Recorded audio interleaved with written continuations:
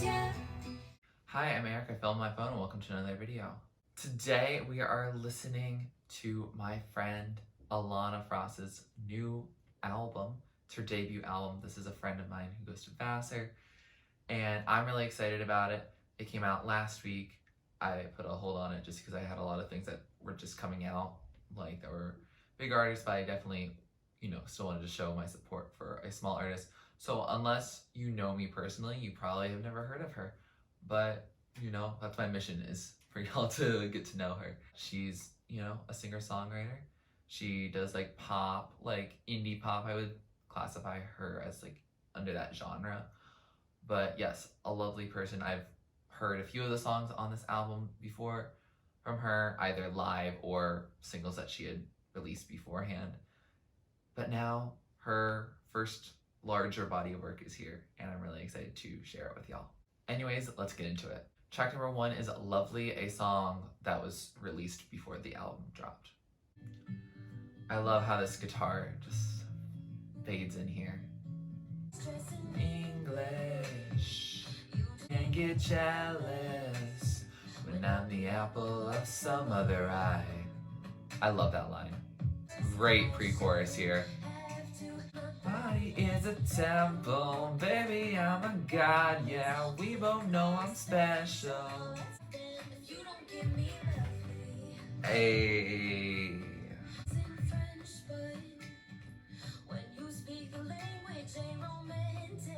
The dichotomy. You know I'm gonna wear off in the morning. Feeling myself gets me way too high. You don't give me lovely, lovely. I need to feel lovely. Period. So that was lovely. No surprises there, but I really like how she chose the song to start the album. It's definitely the most like very pop oriented and more produced songs on the album.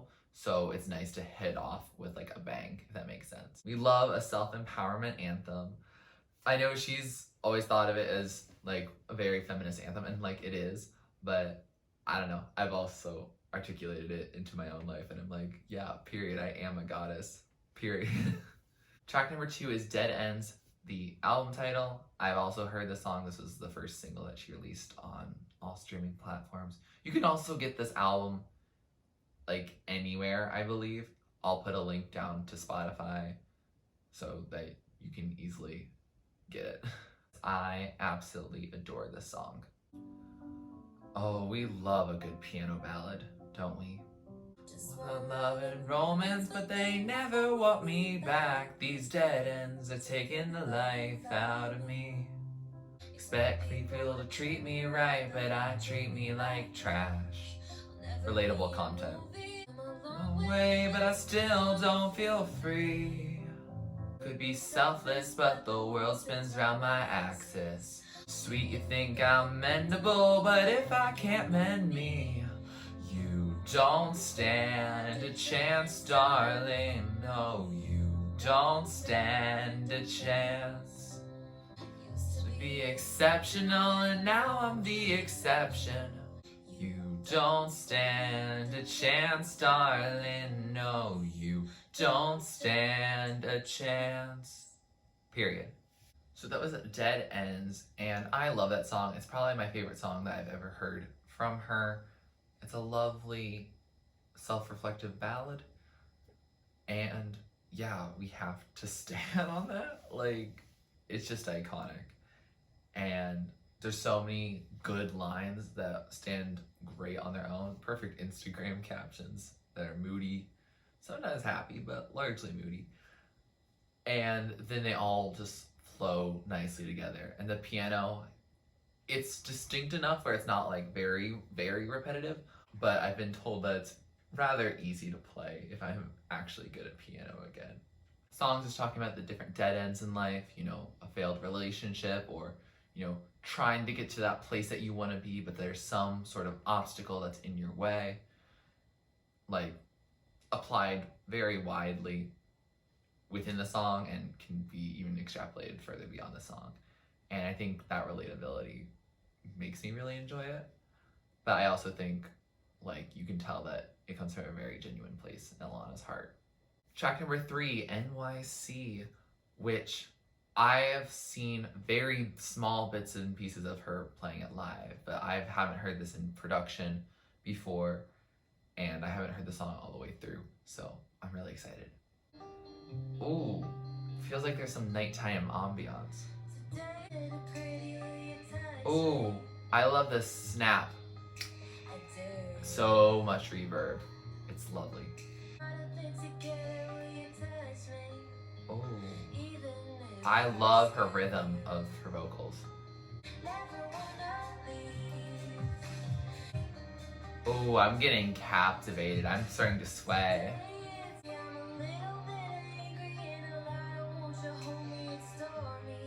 I'm a little bit angry and a lot of won't you hold me mood.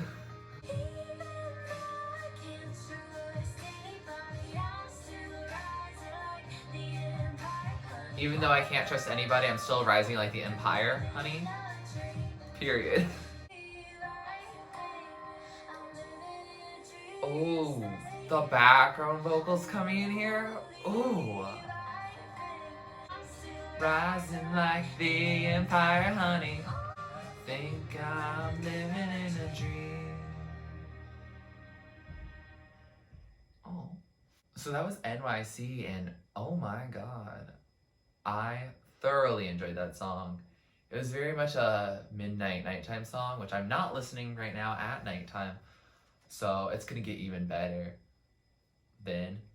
But like, ooh, I like that. Like, from when I started noticing the reverberating snaps, I was like, ooh, this has this nighttime cityscape kind of vibe that I guess New York City would have.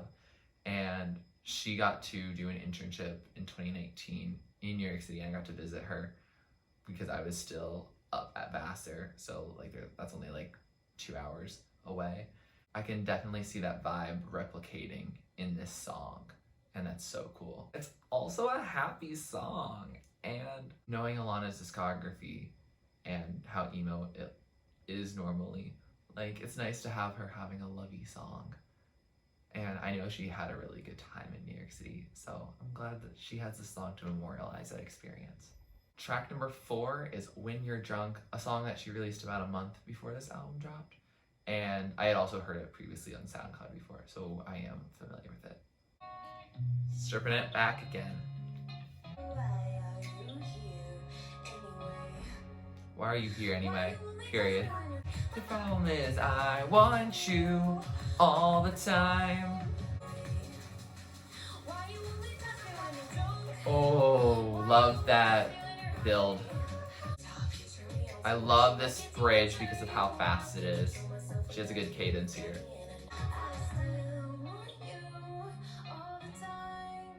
I still want you all the time. Yeah.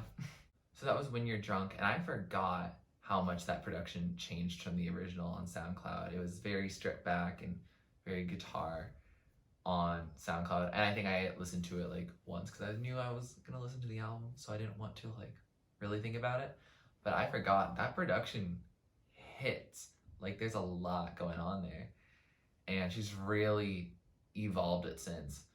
Like I got to see a process when it was very early on in the stages, and so seeing it go from like this stripped back like only guitar to wow, this is a full-fledged song and a bop and could definitely be played on radios and all that. Like that's really cool. Back to me saying stuff about how emo and sad some of her music is. Here's an example. Like production very upbeat, happy, but like oof, when you realize it's like I want you all the time, but they only want her when they're not in their right mind. So yeah. Track number 5, The Way I Want, in parentheses, voice memo. I haven't heard anything regarding this before, so I'm really excited. Strip back guitar, like actually strip back this time, not like when I said it with When You're Drunk. I need to be loved the way I want. I need to be loved the way I want. Mood. I like how instead of having like a main chorus, she kind of like ends like a thought with "I need to be loved the way I want." I always wonder about the finish line. I always wonder about the finish line. Big mood. You just can't love me the way I want. You just can't love me the way I want. Sad. So that was the way I want in parentheses voice memo. And I enjoyed that. It was very calm, stripped back. I feel like it's about to rain at some point. If I listened to that when it was like pouring rain outside, I feel like that would be the full aesthetic. Like if that was just recorded in like a one voice memo, like the guitar and voice at the same time, that's really awesome. If it was separate, like that's cool too. Like that's also awesome. Like I can't play live for that long anyway. But it was really cool. It felt like more of an expansion on like the song Dead Ends itself, like dealing with like mental health and relationships and all that. Like it feels like it ends up tying some of these looser ends, I guess, together. But it's also nice that it's not like an album closer because like it's a little bit of a shorter song, but it's also not like quite like an interlude, which I'm glad because like I like that it stands alone as its own and I would listen to it by itself again. Track number 6, Like You Do to Me, a song I haven't really heard before.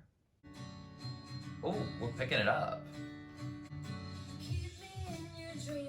Oh, that's a switch, Ilana. Why you gotta go and make me nervous? That's so rude. Oh, I like that drop. Oh, I like a little giggle.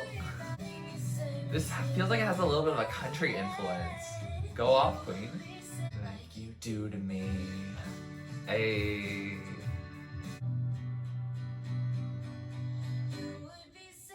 Ooh, that felt like very good raw guitar. Oh, okay.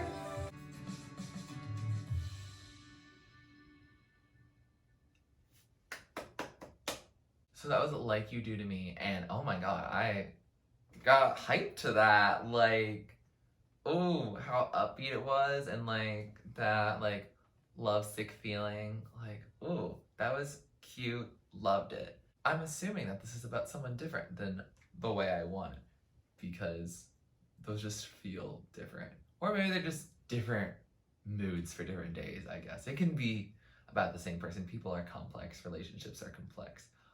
But like, oh, I like how he picked up from this, stripped back, like emo, moody kind of song to, ooh, this is like fun, like, and like joyful. Like, I thoroughly enjoyed it. Like, I could see myself like running through a field. Like, that was the kind of vibe I got from it.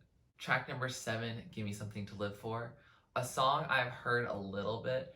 It came out on SoundCloud the same time that When You're Drunk did. I liked When You're Drunk more then, but I think the song that she was mainly trying to promote then was Gimme Something to Live For. So it's an interesting dichotomy that she ended up making When You're Drunk a single. So let's see how it sounds now from where it was before. Oh, she going deep.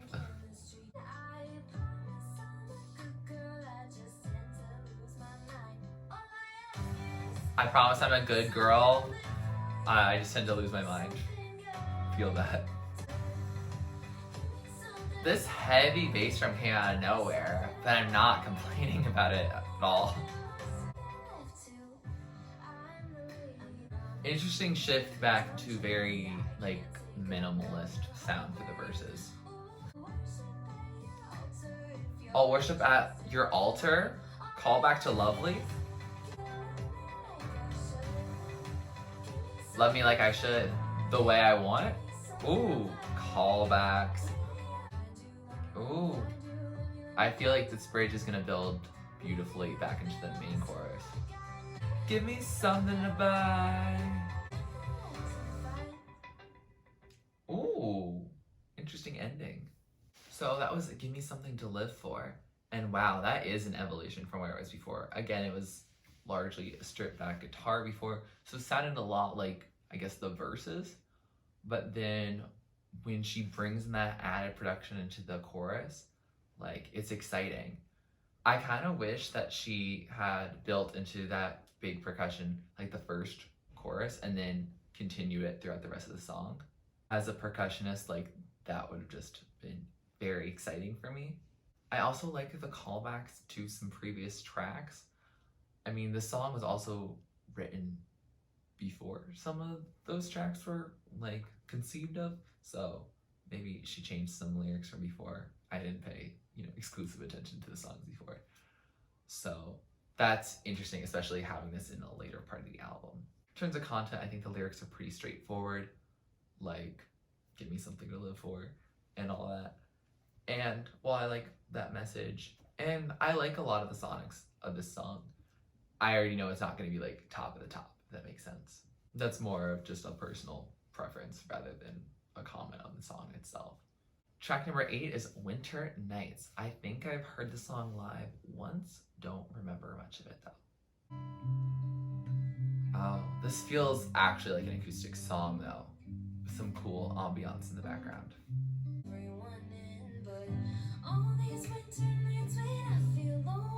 Oh, that's subtle percussion.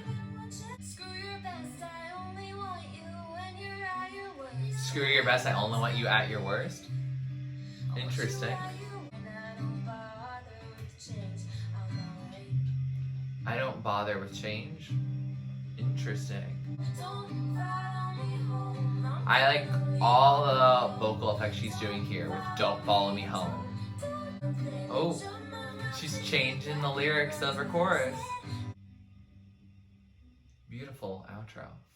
So that was Winter Nights, and it's very acoustic, very much like a song to hear on a winter night. And yeah, I think I enjoy the song. I think, listening to it when it's like 70 degrees outside and it's like literally the middle of the day might not be the best choice to go about listening to this song for.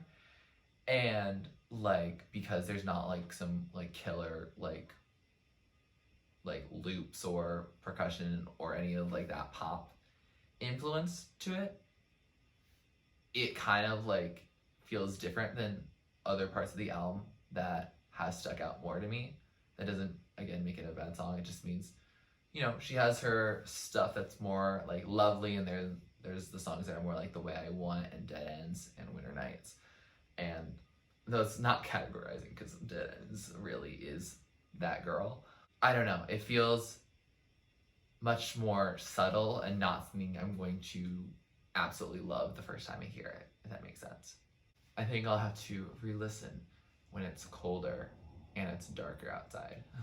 The I don't bother with change line though, that was interesting because, like, if you think about it, it's like she keeps running to dead ends and she's not, I guess, adapting. She's not bothering with change, which then leads her to those dead ends.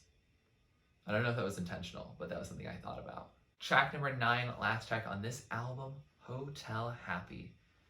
I think I've heard this a couple times live, but I want to see how she makes it for an album.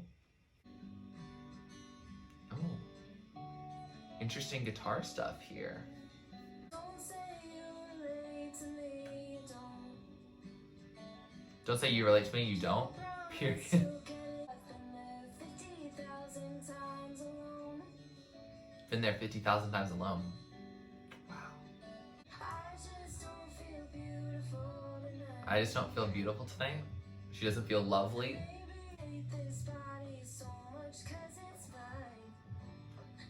I hate this party so much because it's mine. Wow. Oh, switch up. Too bad I can't breathe in all these half relationships. Oh, that hit.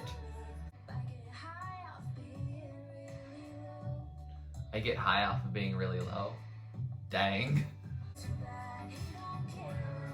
To man this goddamn fence. happy, doesn't want me as a guest. They say pleasure doing business, but goodbye. Oh, this bridge I know is just gonna freaking hit.